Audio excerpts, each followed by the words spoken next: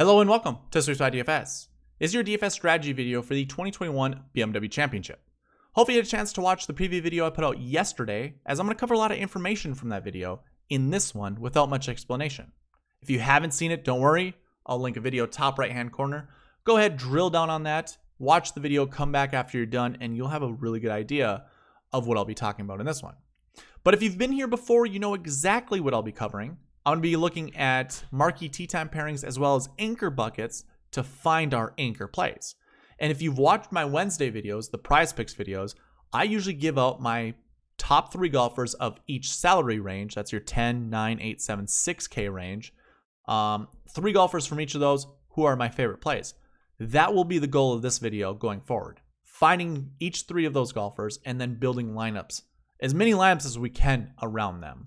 And they will be following the marquee tee time pairings and the anchor buckets. If you want to see what I'll be covering more in depth, I have timestamps in the description below. You can also find them on YouTube's progress bar. Just hover over it and you can get to the spots that you want to see quicker. Let's go ahead and jump down right into this thing. Jump on in. I'm going to start here. DK page, we're going to look at the sweet spot score. Usually I spend way too much time explaining what I cover in this. It's the same old. We're looking at official world golf ranking, all 3 grass stats, overall average, top 10 success rate, 2021 Bentgrass stats. Looking at tournament history, bogey avoidance, birdie or better, DK average. These 3 stats right here are your recent form stats. So it's within the last 8 weeks. We're looking at DK average, recent form average, scoring average, and then season long. Again, we'll look at DK average and scoring average. It creates this nice little score over here. That score then I use to find my rankings. Just easier as I go through this to show you on the left side as opposed to the right side of what the rankings are. I'm not really going to cover too much of this, but you can see who the top 20 golfers are in this field for me based off of my rankings. Jon Rahm, number 1. No surprise to me. He was number 1 last week. Number 2, Xander, though. That's a little interesting. Last week, I believe, was Jordan Spieth, which I don't know if it's because of tournament history or what makes Spieth drop from 2nd to 4th. Maybe it's recent form average, honestly, because last week was horrendous. Him being number 4, I'm not sure. He doesn't really strike a lot of confidence in me, and I don't know if I can get there. So the rest of these golfers, usually what I like to point out is a low price guy who is rated above a high price guy. And I think we could probably just say all the 9K golfers ahead of Collin Morikawa and Dustin Johnson. Kind of surprising to me. If you haven't heard, Morikawa has a sore back, a ginger back. He hurt it somewhere during the Olympics and has been suffering from it since. Like there's been some tweaks that he's been doing in his swing to counter the pain or the discomfort that he's been feeling. Hopefully that's over with because I do like Morikawa this week. I think he's going to be a decent play. But again, he is rated within my rankings below a lot of the 9K golfers ahead of him. But yeah, then we see Dustin Johnson, who's just been all out of sorts, which I think this is perfect for his ranking. And being 10-4, a little mispriced in my opinion. I don't know if I can get to Dustin Johnson. Maybe FOMO will get me on 1 or 2 shares of him out of 100, but I think he's going to be my full fade in the 10K range. And I'm okay with it. I don't care if I miss out on fading Dustin. He just does not look like he has a lot of control over his golf ball. And then the rest of them, I don't really have anything else to say. So that's my top 20. Now with the sweet spot rank, of course, most of you guys know this is how I find my marquee tee time pairings. So if I go ahead, sort by game number, which is going to be in order of tee time, they all tee off of hole 1, by the way. But it's a morning time all the way to afternoon. Technically, there is a morning end, or there is an AM and PM wave. I believe Phil Mickelson, Harry Higgs, and Sebastian Munoz have the last tee time on Friday. And basically, Vegas, Kirk, and Casey have the earliest tee time on Friday. So yeah, this would be your cutoff right here of how they're doing tee times this week. So technically there is an AM PM. There will be changes. But to find the marquee tee time pairings, we use the sweet spot rank. And usually I'm just going to label it right now as the 2/3 rule. 2/3 Whatever that number is for total in the field, let me explain that. The total amount of golfers in this field is 68. 2/3 of 68 is 45. It's 44.8 something, but it ends up being 45. So to find my marquee tee time pairings, all three golfers, their ranks have to add up 45 or under. And that's when I'm going to give them this dark green color. That finds my marquee tee time pairings. It allows me to filter out super easy to just this. Now, last week we had 8 marquee tee time pairings. We only have 68 golfers in the field this week, so... Or is it 69? I can't remember. I think it's 69. It's 70, including Louis. Okay, so I'm kind of forecasting Louis not going to play, but I think he will. Patrick Reed is the only one not playing. So either way, 69 golfers, 5 marquee tee times. And if you're wondering what the heck this is, to me, it is a good place to find 2 of your golfers to anchor your lineups around. Reason being, historically, as I've gone over this, we've always found 2 golfers from the optimal lineup within the groups that you see on the screen. And a lot of it's pretty easy. Your top ranked golfers, they're just always going to be usually inside the top 10. You know, I think you have all 10, or you have all the 10K golfers in the marquee tee time pairings. I mean, you got Dustin, Xander, Brooks, Rahm, Spieth, Thomas, and Morikawa. So yeah, you have all 10K golfers, all of the 10K golfers here. But it still goes to say, or it still goes to show, you still want to build your lineups around 2 of these guys. I shouldn't say definitively. I hate when people do definitives, but historically, we've seen at least 2 guys in the optimal lineup come from the marquee tee times. So again, great place to start building your lineups around. When I look at this, I mean, like, Berger is a good value at 9,000, as is Scottie Scheffler. These 2 golfers could actually, I mean, they all have the fade shot shape. That's going to help Dustin Johnson out. Maybe just being in this group is going to make Dustin play a little better than he has been. Who knows? Maybe, maybe not. But yeah, I like Scheffler. I like Berger a lot. I think they're great, and I think they'll be great paired together. It might give a boost to DJ, to be honest. Next group, Xander, Victor, and Brooks. I like these groups, or this group as well. A lot of high caliber golf from each of these golfers. You have 2 of your 10K golfers plus 1 9K. Maybe it's a good reason to get on Victor, but you know, if you have convictions of Xander or Brooks, hopefully this kind of further cements your convictions. Rahm, Finau, Smith, Cameron Smith, who, interestingly enough, these are your first, second, and third place guys from last week. I bet you these are your first, second, and third place guys in the FedEx Cup standings. A great group. I absolutely love Rahm this week, as I think most people do, and for good reason. I like Finau. I don't mind that he won last week. I think he's all business. Yeah, I think the win's going to be great for him, but unlike, say, Kisner or Abraham Answer, I know it's been a while for Finau winning, but he really didn't, I don't know. It didn't seem like it was a weight lifted off his back, where I kind of thought Kisner it was, where it was just like, damn, finally time. Although I don't even remember the last time Kisner won. I think it was a much shorter span than Finau. I don't know. Finau just looked like it was all business. Like, yep, awesome. Won this one. You know, on to the next one. I know it's playoffs. It's time to go. So I don't think there's a hangover with Finau. That's all I'm trying to get at. When it comes to Rahm and Smith, Cameron Smith, I kind of like Rahm here. He gets to stare down the golfers that beat him in the last tournament. He gets to look at Cameron Smith, who was in the group with him, who did go in that playoff against Finau. I know he gave a hug to Finau. Jon Rahm gave a hug to Finau after his win. I know, you know, they like each other. They're mutual friends.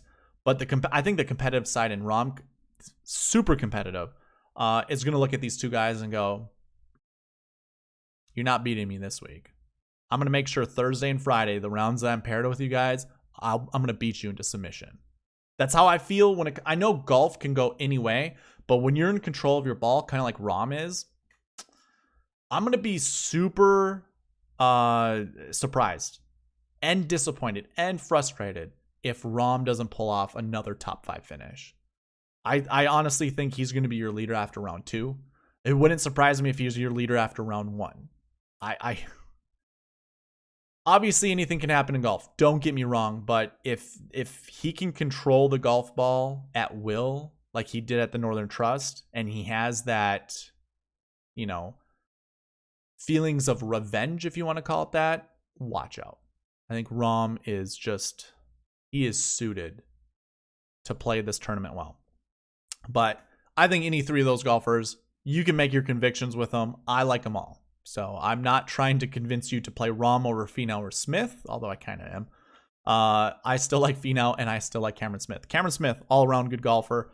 Finau might be, you know, riding a heater. So anything can go with those 3 golfers. Maybe Rahm just doesn't have, maybe he doesn't have the control that he did. He might still have that fighting spirit, but, you know, who knows?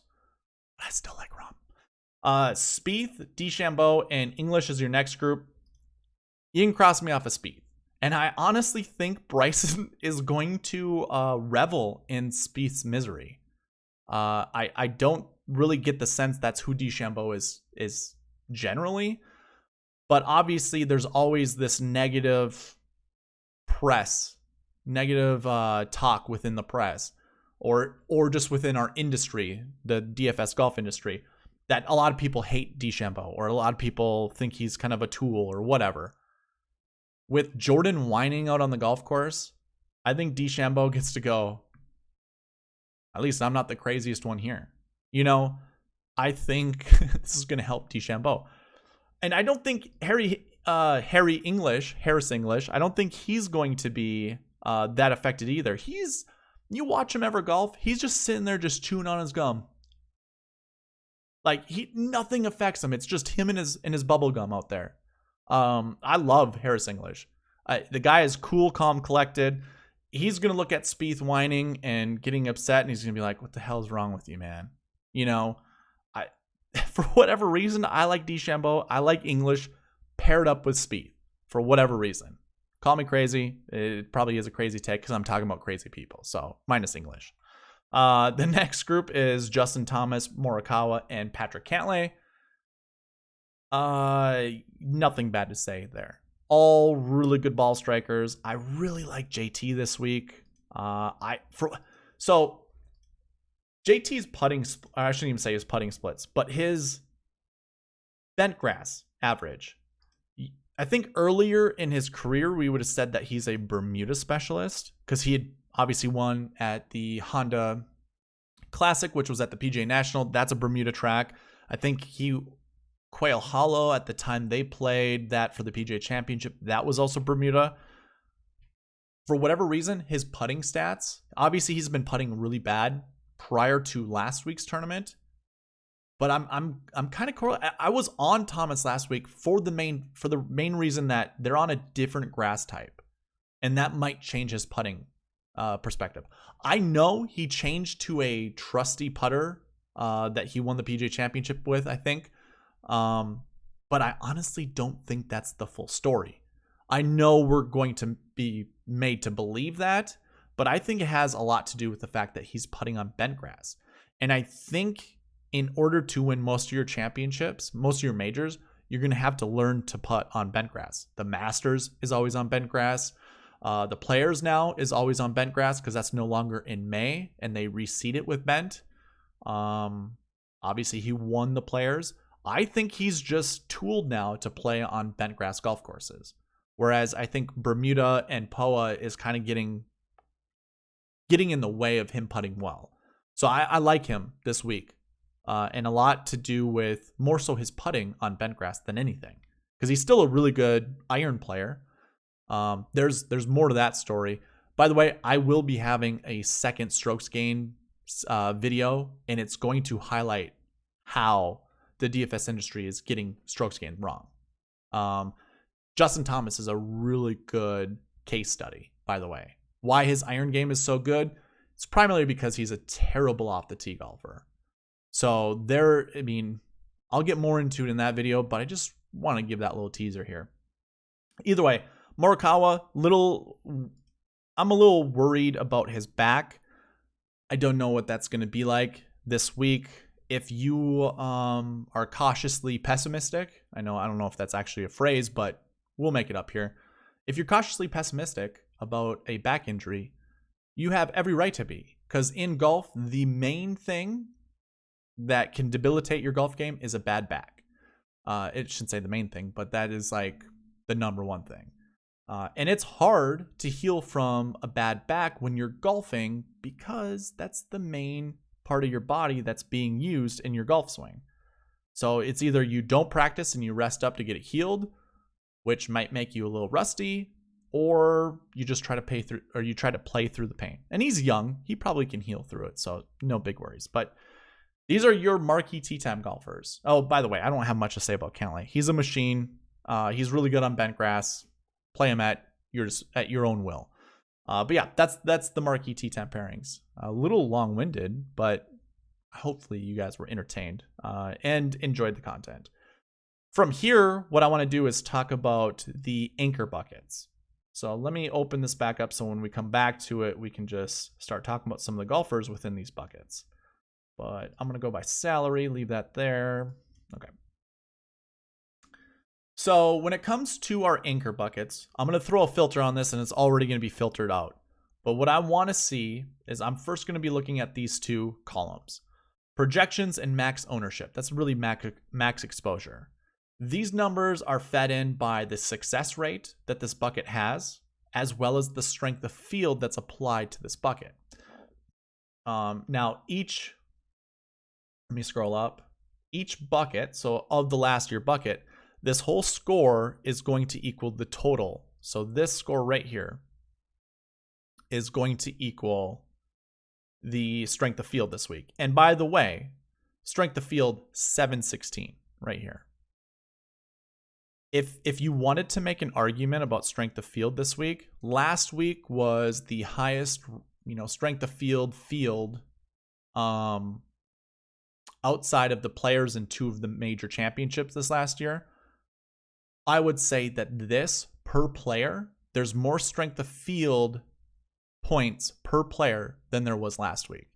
Last week's score was like 900, but there were 125 golfers in the field. This one's 716, and there's only 69 golfers in the field. So obviously, if you do the math, this comes out like 1 point something strength of field or it would be 10 points of strength of field per person, whereas last week would have been under 10, something under 10. I'm not exactly sure, but obviously 900 divided by 125 is going to get you a value less than 10. Anyways, so yeah, this per person is going to be a little tougher. Obviously, I don't know what side of the argument you'd be on. More strength of field points makes it harder, or strength of field points per person is harder. I don't know.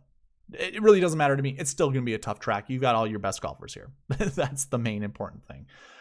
Anyways, as I was saying, the projection of the max ownership takes into account both of these numbers. Actually, it really just takes into account the percentages that are applied to each one of these buckets.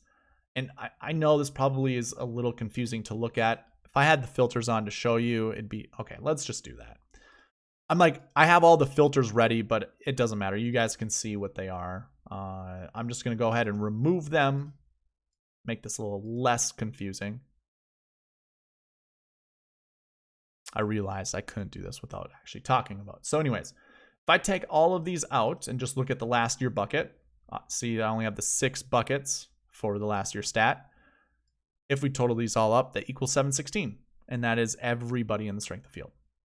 Okay, now that that's been established, if I do this, how I find the anchor buckets, first of all, I'm going to go ahead and filter out by top 5 frequencies. I want at least 1 or 2. And this is just going to cut down on a lot. And I actually don't even have to put the other filters on because it all works out for me. I don't necessarily talk about salaries, and I really don't talk about strokes gain stats. Not a lot of data to normalize these stats go into here. I think it's like 4 years of data, which might be enough. But kind of erring on the side, I would just want 1 more year of data before I make these actual buckets to pick golfers from. So really, we're only going to be looking at these 5 buckets. So let me go ahead and remove salary and strokes gained from the mix. And now we have 5 total anchor buckets to build our lineups around. So the very first one is your last year ones. We talked about this in the preview. It's your 1 to 20 finishing position from last year. Now, how I read my projections in max ownership, I usually just take the lesser number. You know, I pretend that the decimal point goes over 2 places, like we're dividing this by 100. Your minimum would be 2. We're going to round down. So your minimum is 2. Your max, we're going to round up. It's going to be 4.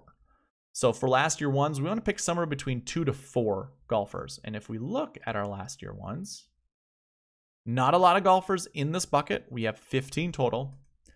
I see Rahm, who I like. Obviously, we talked about Rahm in the Marquee Tee Time pairings. We also talked about Finau, golfers that I like, with Cam Smith. They're all paired up together. So it gives me even more confidence to start my lineups with one of these guys.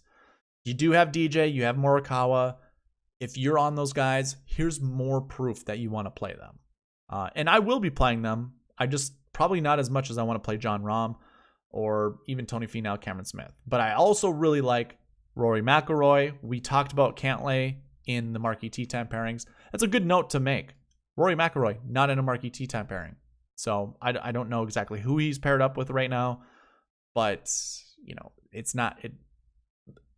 I don't think it's going to really hurt him that much, but it's not going to give him the level of competition the other golfers will be playing with. But I do like Cantlay. I like Scheffler. And I mean, I don't mind Neiman. I don't mind Matsuyama. Kokrak I could get back to. Probably not really.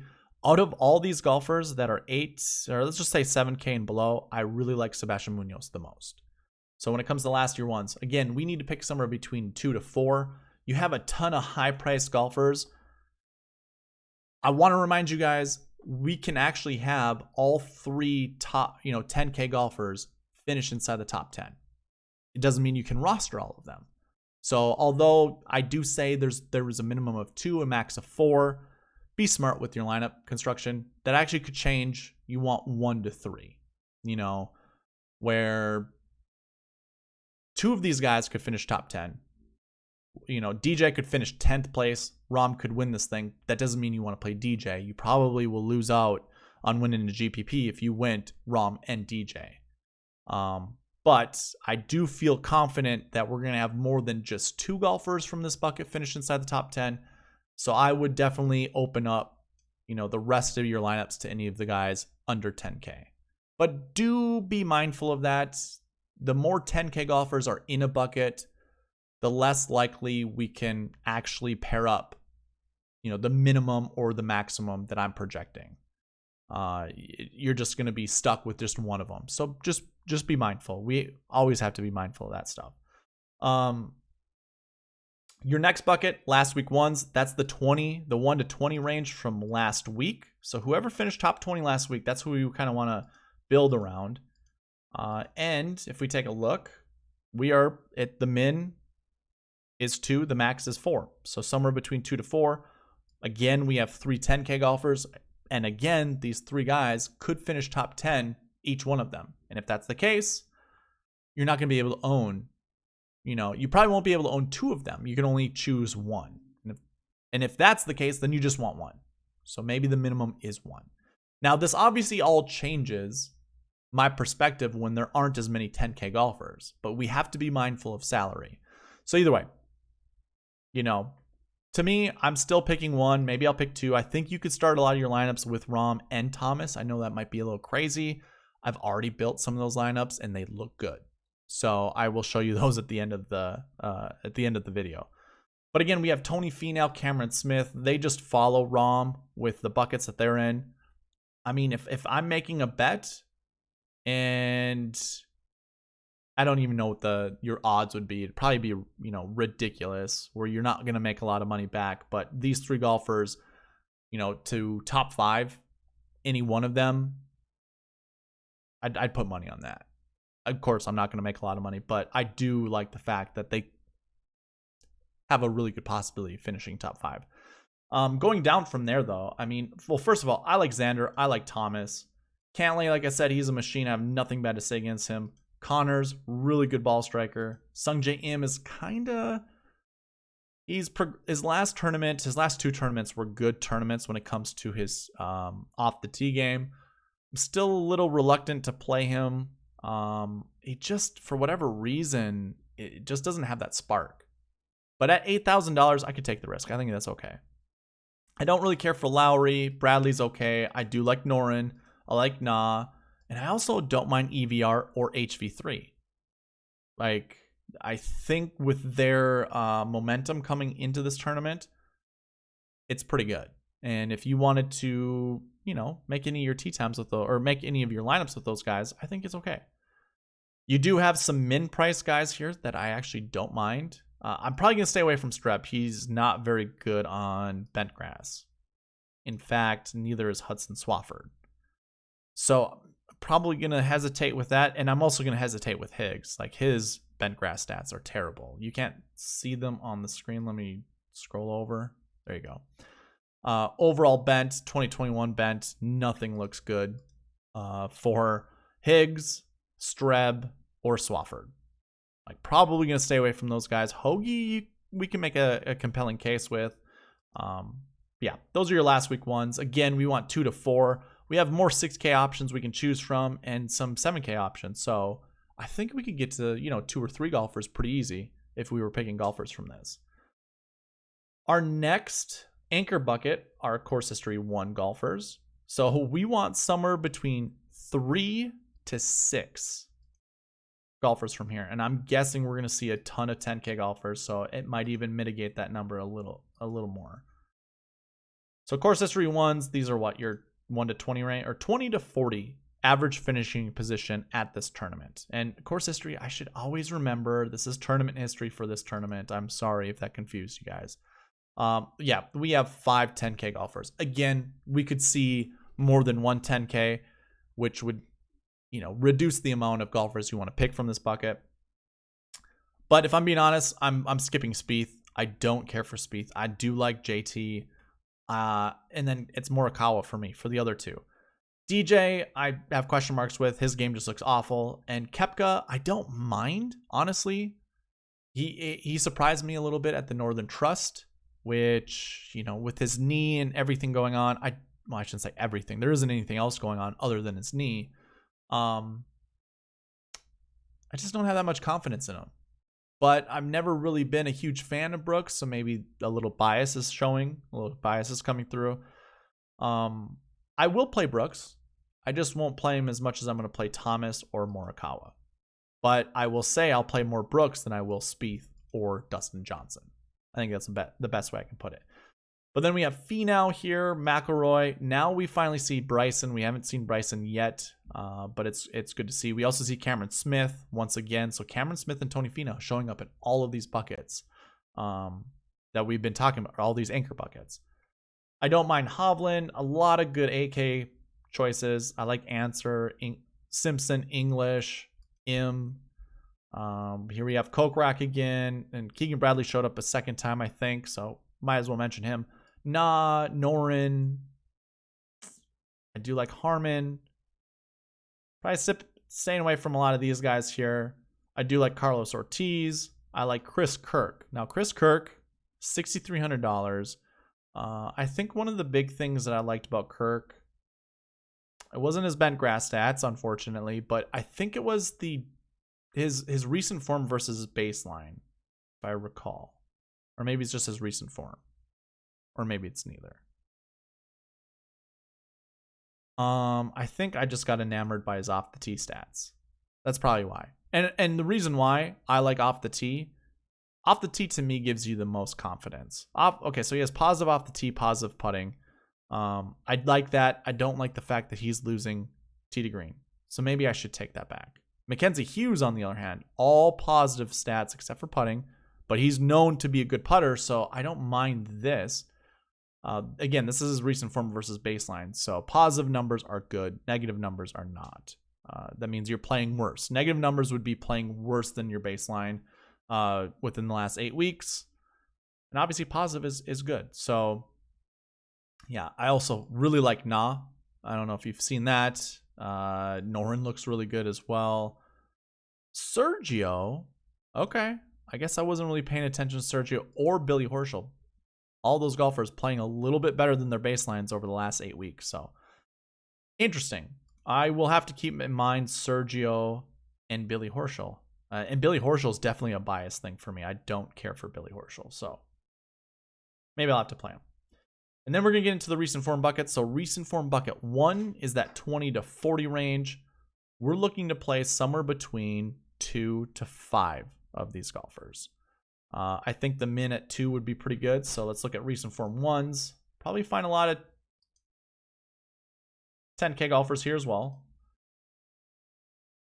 And that's true. We see 5 of them. Xander, JT, Morikawa are my favorites. Then there's Koepka, which obviously I'll play more than Spieth. But the 3 10Ks are the ones that I really like. But then we have Rory, Bryson, Cantlay, Hovland, Berger. I like all these 9Ks. Like, I might make a lineup with these 5 9K golfers and then just fit whoever I like, in the 6K range. Because obviously I'm going to have to pull from there.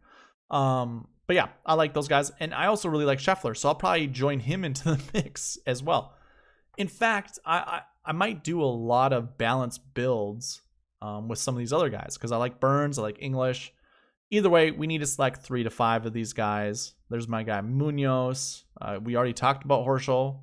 I like KH Lee as well. Varner, EVR, we talked about them. Didn't really talk about Cameron Tringali. I like him. I like Henley. I like them all, which doesn't help you guys. But either way, I'm telling you 3 to 5 golfers from here. 2 to 5. 2 to 5 golfers from here. If you do believe 2 of these 10K golfers will finish inside the top 10, and those are the only 2 that will, then just select one. It's simple as that. But I do like the 9K range, and I think you can pair any of these 10K and above golfers with the 9K range. All right. And then the last one was the recent form 3s. This one a bit smaller. How many do we want to select? Somewhere between 1 to 3. We only have one 10K golfer. That's easy. Look at that. Finau's there, right with Rahm, almost in all the buckets we've talked about. And so is Cameron Smith. That's funny. So Finau and Smith, their buckets align completely. There's Kevin Na. Do not sleep on Cameron Champ. I like Cameron Champ this week. It was surprising how well he finished last week. Finished 27th place and scored 96.5 points. I did not think Cameron Smith was going to be that good. He gained 3 shots, tee to green. He lost shots off the tee, but gained a ton. Again, your approach stats are heavily affected by your off the tee stats. So the fact he had negative off the tee means he was able to escape some of his situations and put the ball in good spots. And then around the green, I'm not too worried about putting. Okay, 0.78. That's decent. Yeah, Cameron Champ. I like Kevin Na. And I really don't mind Maverick McNeely. He ultimately lost me a contest against some other guy, had him on his team, made an eagle on one of his final holes. Oh, man. Really just tilted me. But either way, small group here. Remember, we're selecting 1, 2, 3 golfers from this bucket. And I mean, personally, for me, it's Rahm. Rahm is my number 1. So I do not mind going with Rahm.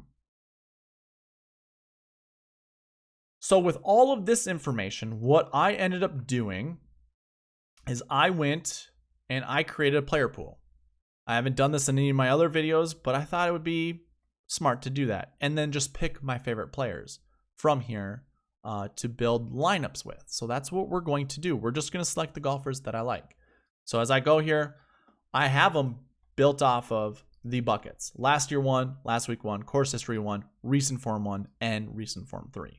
So I picked all of my top 3 golfers from each range. What I'm going to do is narrow these down to my absolute favorite top 3 golfers from each range. And then that's what I'll be presenting in tomorrow's video. So you get a first glance here. I could do this several different ways. I could just throw all these guys into a line or just, into a full roster and see how many times they spit out. and then just select the top guys from there. I could do it that way. We could just hand build lineups, you know, obviously using the rules that we kind of went with the anchor buckets.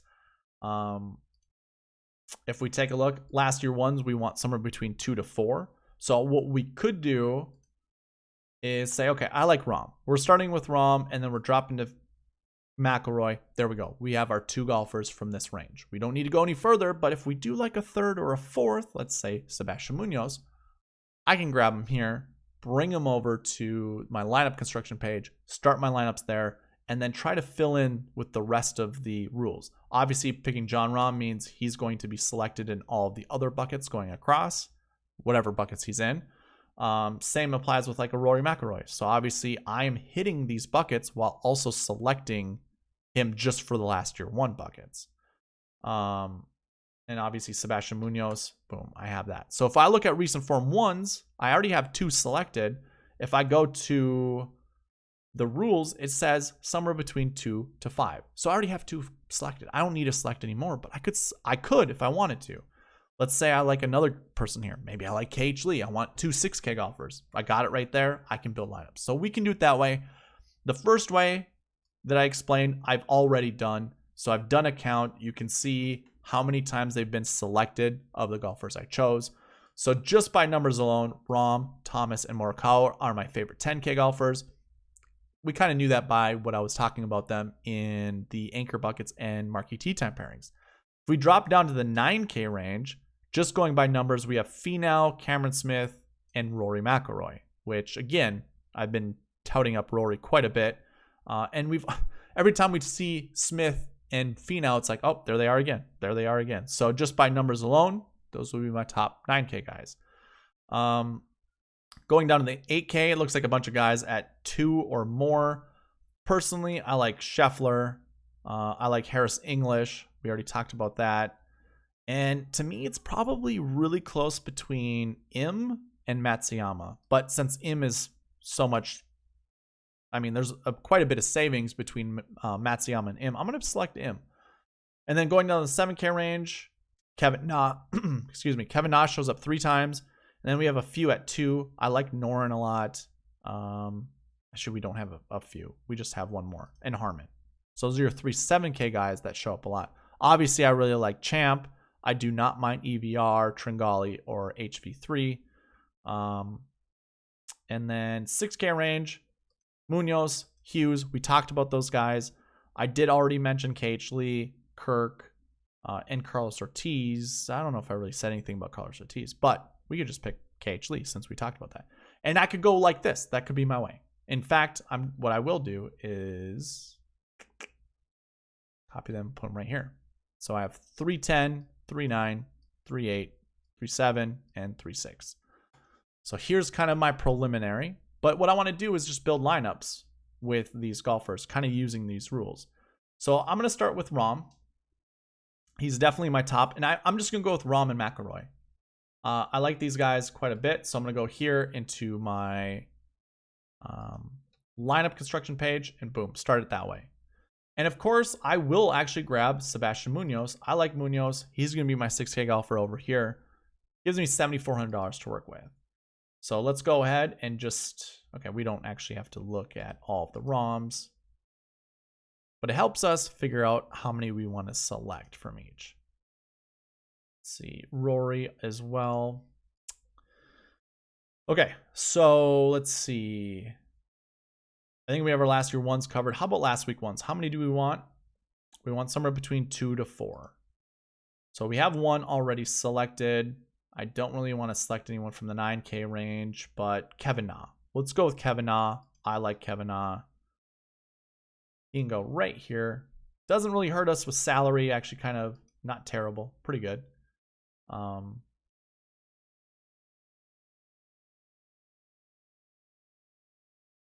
I just realized I have not gone over optimal lineups or grass stats, and I said I would do that after the preview video. So I will do that here after I create this one lineup. I know it's going to be kind of jumping all over the place. So yeah, we have Na. Na kind of covers a few of the buckets here. So we do have 2 last week ones, which obviously we do want 2 last week ones. We want 2 to 4. I'm just going to skip that and go to our course history ones. We want somewhere between 3 to 6. So can we do that? Course history ones. Now I have Rory, which is great. We have Na, which is also good. So there's 2. We need one more, at least one more. Maybe we select Ortiz. Maybe we select English or M. Do you think we can go with M?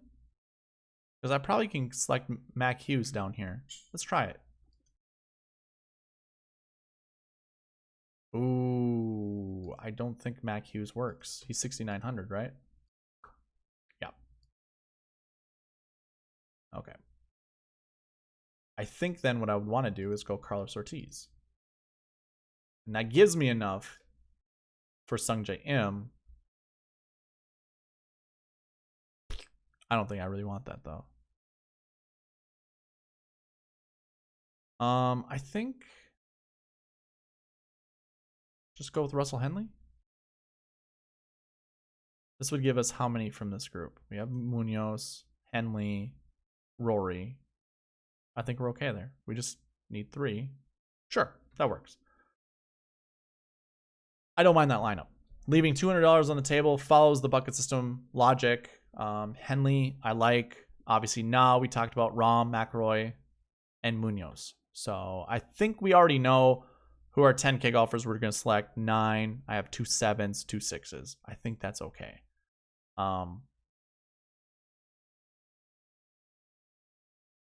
think I'm going to build the second lineup, if I'm being honest. Let's pick a different golfer to build our lineups around. I think what I want to choose is I'm going to go with Justin Thomas as my number 1. And then number 2, let's go with Bryson.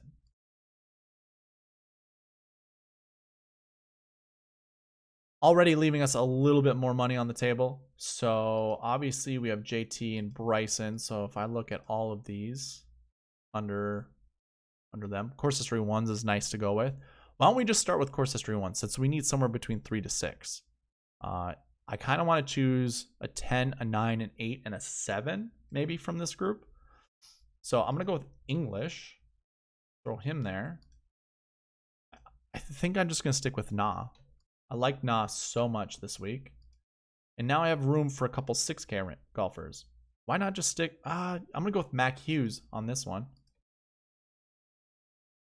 And Cameron Champ. I don't even know if this follows the rules, but... Oh, I thought Cameron Champ was 71. 73.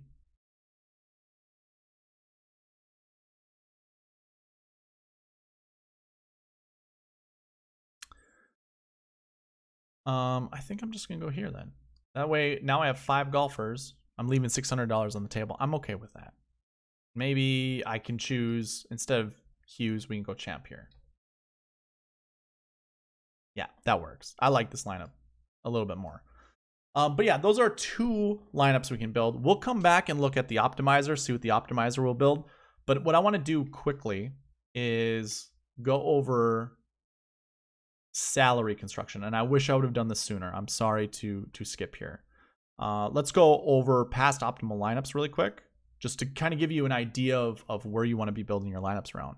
So in 2017, the optimal lineup used 49,800, and we had a 7K golfer, a 10, an 8. Make that 2 8s, make that 2 7s, and then a 6. So 10, 2 8s, 2 7s, and a 6 in 2017. In 2018, 49,200, so we left $800 on the table. We have one 11K golfer. Let's see here. 2 8K golfers, 2 7K golfers, and a 6K. So kind of using that trend, a 10, an 8, a 7, and a 6. So far, it's been those 3 salaries consistently. 2019, optimal lineup used 49,800. And it was 10K golfer, 2 8s, a 9K golfer, a 7, and a 6K. That 6K is outside the top 10, but it was within the optimal lineup. And again, that used $49,800. And that's interesting. So a 10, a 9, 2 8s, a 7, and a 6. And that was a low 6. So keep that in mind when building your lineups. In 2020, we used 49,400 for the optimal lineup.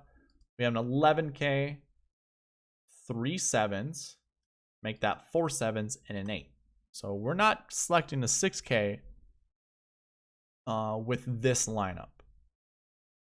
But you could have if you wanted to. I mean, the $5 drive the green winning lineup, instead of Neiman and Kokrak, had Finau and Damon. So he had 1 6, 2 7s, 2 8s, and a 10K and above, which we've already seen in the optimal lineup. So again, a 10 and an 8, definitely want those two.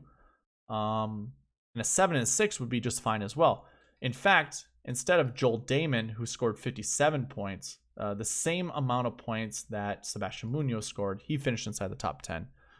This used up $49,800. So you could have gone this route in order to win a GPP. So anyways, that one included a 6, 2 7s, 2 8s, and a 10K and above. So that's kind of the way we want to build lineups. And I'm not really going to talk about the, I take the filters off here. I'm really not going to talk about the salary buckets, which you find here. Again, not enough data for me to normalize. But if you were to look at the projections in the max ownership, 10K, we're projecting around 3 inside the top 10. Minimum 1, max 3. But you obviously can't build. I mean, you could. It wouldn't be pretty, but you could put 3 10K golfers together. Can you? Yes, you can, because you'd have to have 3 low 6K. So you could. It is possible. I wouldn't recommend it. But either way, minimum 1 10K, 1 9K, 1 8, 1 7. This just goes along with what we were kind of talking about already. And then you can kind of see the maxes with those as well, which is 1 to 2, 1 to 2, 1 to 2, 1 to 3. So anyways, that's the quick of it. Now I want to get into the I said grass stats, right? All over the place. Although we kind of baked this into some of the things we talked about. I'm not going to talk a lot about this, but here are your top 20 golfers for grass stats in the field. Goes down to Sungjae Im. He's your 20th ranked golfer. Everybody else on the board, you can see this is overall Bentgrass stats. This goes back to 2013. The best success rate finishing inside the top 10 are the top 20 golfers you see on the screen. Abraham Answer is number 20, and then you can see the rest of them. Interesting to see Sebastian Munoz up there, $6,700. Obviously, we were just talking about him. That is your value play, by the way.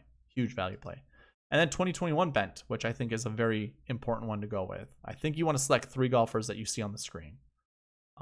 Your 20th golfer is Patton Kizzire, but Kevin Na is up there, like him. DeChambeau, like him. Again, like Justin Thomas, and there's John Rahm. So these are your top 20 golfers when it comes to Bentgrass. Now we'll get into the optimizer. And what I will say, if you want this optimizer, all you have to do is like the YouTube video, leave a comment. You got to be subscribed as well. And then reach out to me through email, SweetSpotDFS@gmail.com. Just say you want the optimizer. It comes with more than just the optimizer. You have the dream sheet, which is everything we're already covering. Obviously, this is in Excel spreadsheet format, so it looks a little bit smaller. Obviously, I can zoom in a little bit. You have that. You also have the bucket system summary. So everything that you see that I'm covering is here as well. This allows you to you could put your own filters on here. You can put your own filters on here. There you go. And you can basically cover the same thing that I'm going over. Like if you just want a closer look at just last year buckets, obviously throw the filter on. You can see all the frequency levels, the strength of field that those buckets are applying, that kind of stuff. So you can have this just by doing the 4 simple tasks that I said earlier. Like the video, comment in the comment section. How about this? Give me your favorite 10K and above golfer. Make it easy. You can use that as the comment, subscribe, email me. I'll get it to you. On Twitter, like the tweet that I post, and then retweet it. And I will reach out to you. And I think it goes without really having to say anything, but you need to be following me as well. So either way, those are your ways that you can get this optimizer. If we run this optimizer just bare bones, no real, I do have conditionals in here. Those conditionals are based off of the anchor buckets that I chose.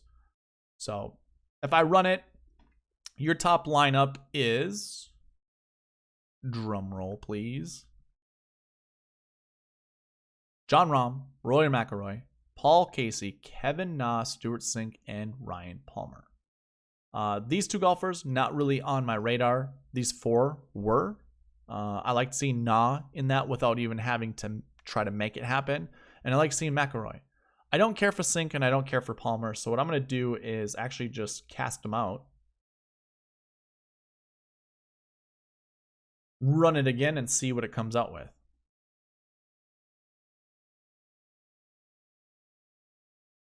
Now we have Jon Rahm, Daniel Berger, Abraham Ancer, Kevin Na, Sebastian Munoz, and Aaron Wise. I do like Aaron Wise as a low 6K golfer. So this one, I like this lineup a lot.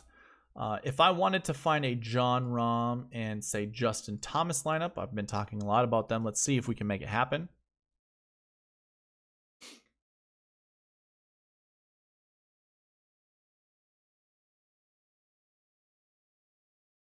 Probably gonna break it, if I'm gonna be honest. I have all these conditionals in here. You can see what I have as all the minimums. So I'm looking at a bunch of recent forms, recent form buckets, course history buckets. So it has to go through all of these conditionals, plus look at the minimum salary of $4,900. I know you can't see it. Let's see if I get all the way.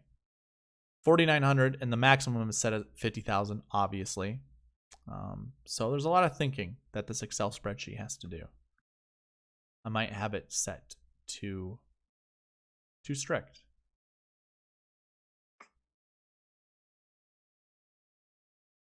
Well, let's do this. As that thinks, we'll see if it actually comes back. I think if I'm gonna pick my favorite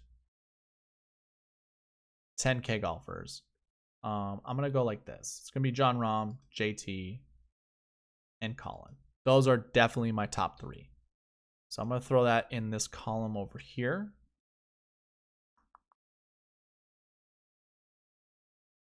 You know what? I'm cool with these being my top three. I do like KH3. There's Aaron Wise. He was in one of our anchor buckets. I don't mind Wise. Do I like Wise more than I like KH Lee? I think the answer is yes. I think the answer is yes. So let's go ahead and put Aaron Wise there instead. But yeah, Sebastian Munoz, Mackenzie Hughes. Do we switch Hughes for Ortiz? I'm not sure. Same goes kind of like with Keith Mitchell. And by the way, there were more golfers in each of these buckets. These were just my favorite bucket or favorite golfers from each of the salary points. So anyways, I think it's fine. In the 9K range, I like McIlroy, I like DeChambeau, and I like Finau, right? Were those my choices? Did I select those golfers? Finau. I did Finau, Smith, and McIlroy. That's cool. I can go with that. Let's see. Oh, I get it. You know what? This was our heavy counts, right? That's what that was. Got it. Forgot already. But I'm still kind of following it, although I kind of like DeChambeau a little bit. So I'm definitely going to add that to the mix. Scotty Scheffler. I like Sung Jae, and I like Harris English. Yeah. And then 7K, I like Na. I like Henley. We'll go with Henley, and I like Cameron Champ. So those will be my three. I don't think I have those. It's Na, Henley, and Champ.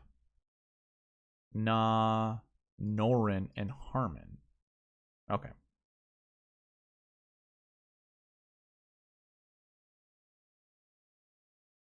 I think the upside for me is definitely Henley and Cameron Champ. So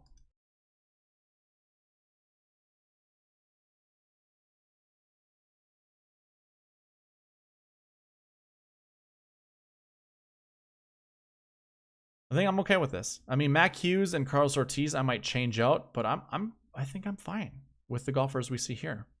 Did the optimizer did it finish running? Aha, I knew it. We were gonna run into issues. I wonder if it's better if I leave these open.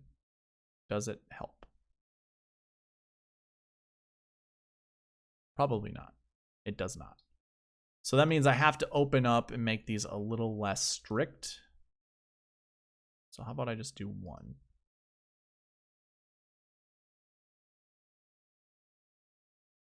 Does that work?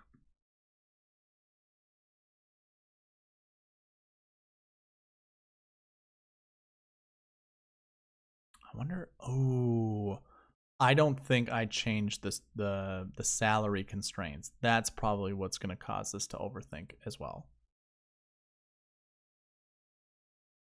Yeah. Let's see, salaries. What do we have here? I'm going to have a full meltdown. That's what's going to happen.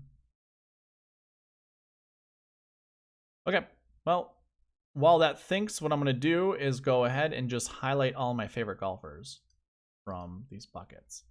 Rahm, JT, actually select over here. Rahm, JT Morikawa, Finau, Cameron Smith, and Rory, who's not in a marquee tee time.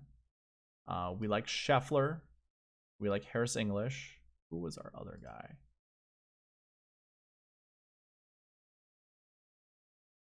Like Scheffler, English, and Im. And then we like Henley, Nah, Cameron Champ, Sebastian Munoz, Mac Hughes, and Aaron Wise. Those are all the favorite plays. So let's go ahead and just text color red. You will see this in the prize picks video tomorrow. So we have 3 at each price range. Perfect. These are the three favorite of each price range. Perfect. These are my anchor plays. Let's see if that optimizer. Nope, still broke. Okay. There it is. The salary constraints. That's what's causing everything. I guarantee you it. Because I think most of these buckets are already covered by those 2 golfers. So even if I have constraints for the buckets, it shouldn't. There we go. Jon Rahm, Justin Thomas, Kevin Na, Charlie Hoffman, Sebastian Munoz, and KH Lee. Tell me you don't like that lineup. I think that lineup is fantastic. Sorry it took so long to get there, but you have 2 10s, 2 7s, 2 6s. I think that's fine.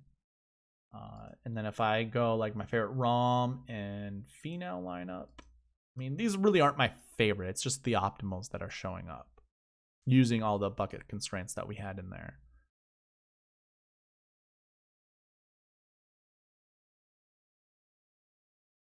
Sometimes a little slow.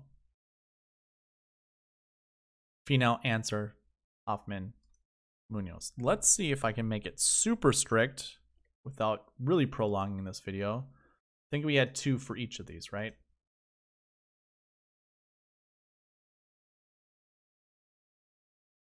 I'm probably going to break it.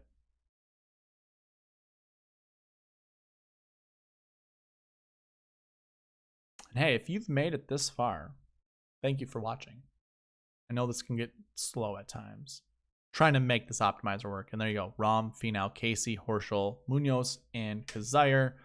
See if I can make a Justin Thomas one work now using those strict constraints. I'd be surprised. It'd be cool. I'd be super surprised though.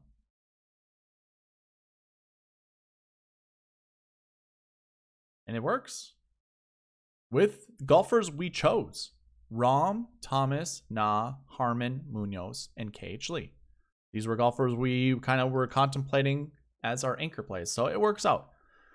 And I think that's going to be it. Man, just finished it right at an hour, but as I basically end this, it's going to be a little longer. I will say this. I am providing the optimizer as a giveaway. You got to like the video, comment your favorite 10K and above golfer, be subscribed, obviously, and then reach out to me on email at sweetspotdfs@gmail.com. Tell me you want the optimizer, you can have it. If you don't care for the optimizer, which I should say comes with the dream sheet, it also comes with the bucket summary.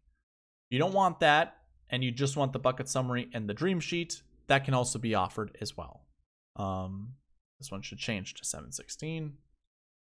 Other than that, everything is exactly the same as you saw in the spreadsheet that I covered. So let me know if you want either of those. If you're on Twitter, you just got to like the post that I'm going to be sending this video on. And then obviously you got to be following and retweet that post that you're going to be liking. And I will reach out to you asking if you want one or the other, and then what your email address is. So yeah, that's all you have to do. That's all I have for this video. Sorry the end here was a little bit slower. Sometimes it's out of my hands, and really the only way I could avoid the slowness is not using the optimizer. But it's as best as Excel can do. So, I mean, we're kind of limited to what Excel can work at. But anyways, that's enough of me rambling on. This is the second to last strategy video. I'm pretty excited what 2020 is going to bring. 2022, not 2020, but the season 2022. I have some updates that I think you guys are going to enjoy. But I'm just going to leave you with that teaser. Thank you guys for watching. Please leave a like, comment, subscribe, all of that good stuff. And I will see you in the prize picks video tomorrow. All right, bye.